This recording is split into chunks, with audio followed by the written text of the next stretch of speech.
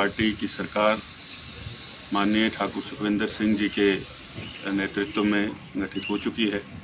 हाल ही में जो मामला JOAIT भर्तियों का सामने आया है, मैं आपको याद दिलाना चाहूँगा कि पूर्व में जब भारतीय जनता पार्टी की सरकार प्रदेश के अंदर थी, तो इस मामले को लेकर के सदन के अंदर और बाहर माननीय मुख्यमंत्री ठाकुर सुखविंदर सिंह जी ने इस मामले को शुरू में उठाया था।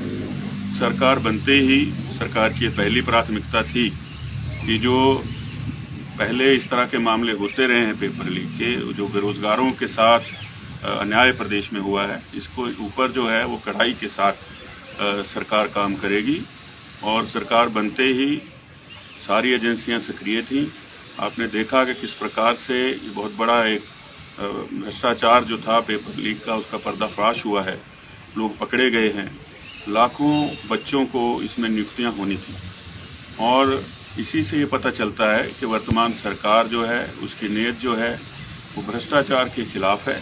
और जिस तरह से माननीय मुख्यमंत्री जी ने कहा है कि व्यवस्था परिवर्तन के ऊपर जो है हम लोगों को काम करना है, उसी के चलते ये कार्रवाई हुई है। आगे भी 5 वर्ष में ये मैंडेट माननीय मुख्यमंत्री जी ने सभी को दिया है कि भ्रष्टाचार के साथ कोई भी समझौता प्रदेश के अंदर नहीं किया जाएगा। सरकार जो है वो ईमानदारी के साथ प्रदेश के हित के लिए, प्रदेश के विकास के लिए कृत संकल्प है। उसके ऊपर जो है सभी लोग मिलकर के उनके नेतृत्व में काम करेंगे। कांग्रेस सरकार ठाकुर सुखविंदर सिंह सुक्खू जी के नेतृत्व में जब से गठित हुई है, हम लोग इसके ऊपर पूरा सतर्क थे। उनके ये निर्देश थे कि पूरी इसके ऊपर निगरानी रखी जाए। पहले की तरह जो हमारे प्रदेश के नौजवान हैं, उनके भविष्य के साथ खिलवाड़ ना हो, सबको न्याय देना वर्तमान सरकार का प्रण है और उसके ऊपर काम करते हुए इसके ऊपर कार्रवाई हुई है। आगे जब ये होगा इसका पेपर तो पूरी पारदर्शिता के साथ कांग्रेस पार्टी की सरकार, पूर्व में भी इस प्रकार से जब कई बार सरकारों ने आनन फानन में चुनावों को देख करके इस प्रकार के संस्थान कहीं भी खोले हैं, तो जब सरकार आती है, ये सरकार का प्रेरोगेटिव है कि अगर उसमें आपने कोई वित्तीय व्यवस्था नहीं की है, कोई एडमिनिस्ट्रेटिव अप्रूवल नहीं है, कोई स्टाफ आपने नहीं लगाया है, सिर्फ चुनाव को देखते हुए जो है अपनी पट्टिका लगा देना और लोगों को भ्रमित करना वोटों के लाभ के लिए, इस तरह का एक प्रयास रहता है। आज आपने देखा होगा पूरे संसार में अब तो एडमिनिस्ट्रेटिव यूनिट जो हैं वो छोटे करने का समय आया है। संचार और IT क्षेत्र में इतनी तरक्की हुई है कि लोग जो हैं कहीं से भी कोई भी चीज़ एक्सेस कर सकते हैं।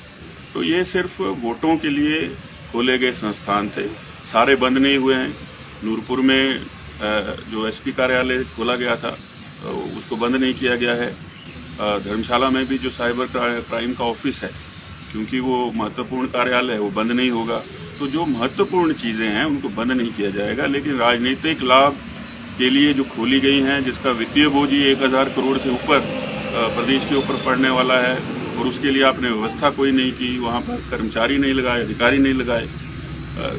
यही नहीं है, इससे पूर्व में भी पिछले 6-7 महीने जब पूर्व की सरकार के थे, तो उसमें कई ऐसे भवन हैं प्रदेश के अंदर जो ना हैंडओवर हुए डिपार्टमेंट को, कॉन्ट्रैक्टर के पास चाबियां हैं, दूर से उसके जो है वो इनॉग्रेशन स्टोन जो है उनको चालू कर दिया गया, भवनों में ताले लगे हैं, कई इनकम्प्लीट वर्क हैं जिनका कि आनन फानन में उद्घाटन कर दिया गया। तो ये सारी चीज़ें हैं। जब सरकार अब हमारी नई आई है, हमारे मुख्यमंत्री जी के निर्देश हैं, इस तरह से जो सरकारी पैसा है, ये धन जो है सारा खर्च इन चीज़ों पर जो हुआ है ये जनता का है। जब आप पूरी तरह से उस व्यवस्था को वहाँ पर बिठा ही नहीं सकते हैं, तो उसका उद्घाटन करने का या नया कार्यालय खोलने का कोई औचित्य नहीं है। व्यवस्था रहनी। कैबिनेट तो बन चुकी है, मुख्यमंत्री जी ने शपथ ले ली है, उप मुख्यमंत्री जी ने शपथ ले ली है। संविधान के आर्टिकल 164 में ये प्रावधान है कि जो कॉन्स्टिट्यूशन ऑफ इंडिया है वो कहता है कि 1 chief minister and a minister constitutes of a cabinet. तो ये कैबिनेट तो है, अब विस्तार होना है, उसके ऊपर ये प्रेरोगेटिव माननीय मुख्यमंत्री का है कि वो कब करते हैं, तो जल्द ही वो भी हो जाएगा। देखिए, सरकार भी उसमें अपना पक्ष रखेगी और सरकार बताएगी कि किस प्रकार से जो है वो कोताही बरती गई है। इस पूरे जो ये कार्य हुए हैं, इसकी कार्यप्रणाली जिस तरह से होनी चाहिए थी वो सही नहीं रही है। तो मुझे लगता है कि इससे सरकार कोई ऐसी घबराने की बात नहीं है, अपना पक्ष रखेंगे। ये तो विपक्ष का अधिकार है, वो हाईकोर्ट में जाना चाहें, कहीं भी जाना चाहें वो जा सकते हैं, विकल्प खुले हैं। लेकिन जो वर्तमान सरकार है इससे उसकी मंशा जो है उसका पता चलता है। सर, विधानसभा सत्र कब तक अपेक्षित है? देखिए, विधानसभा सत्र की अभी तक तो नोटिफिकेशन नहीं हुई है, लेकिन मेरा ये मानना है कि नए वर्ष के पहले सप्ताह में टेंटेटिवली जो है वो उसकी डेट्स आ जाएंगी और वो सत्र होगा। हमारा ये प्रयास है कि धर्मशाला में उससे पहले माननीय मुख्यमंत्री जी की एक विशाल आभार जनसभा यहाँ पर करें, जो कि जनता ने जनादेश कांग्रेस पार्टी को दिया है।